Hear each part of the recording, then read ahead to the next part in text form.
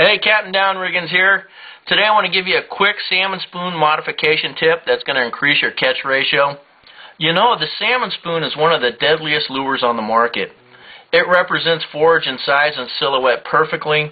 There's numerous color schemes to choose from, and more importantly, the action in the water is phenomenal. However, I hear many concerns from anglers losing entirely too many fish when using a salmon spoon. Unfortunately, in these days of the barbless hook, there may be several reasons or contributing factors as to why that fish come off. Number one being the barbless hook itself.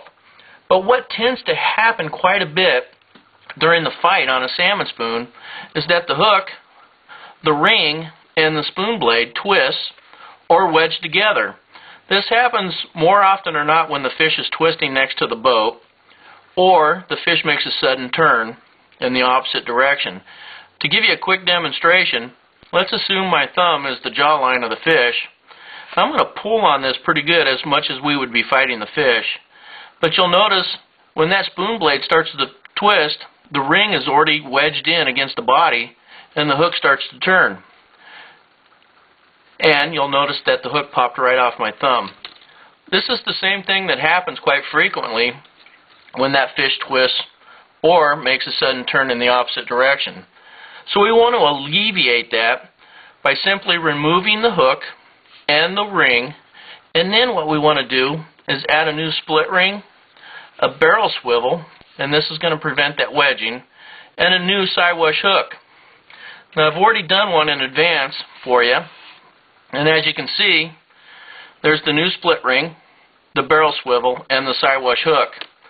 Now on these smaller spoons such as the coho killer or the kingfisher or even the small coyote spoons, you'll want to run a number 4 split ring, a number 4 barrel swivel, and then I like a 2/0 hook in the back end.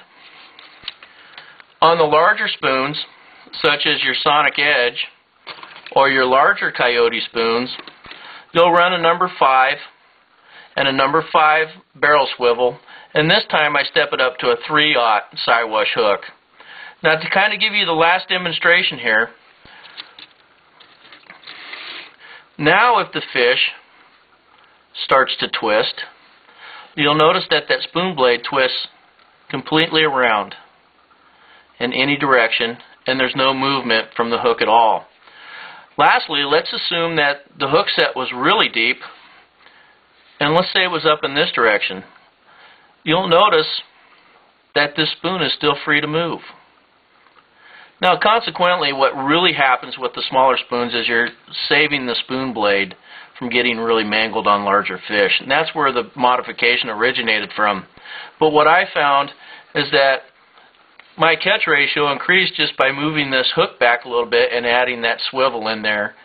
And what really helps is when you're fighting coho. They tend to do the big death roll right next to the boat, and you'll lose a lot of fish on spoons if you don't have this modification in.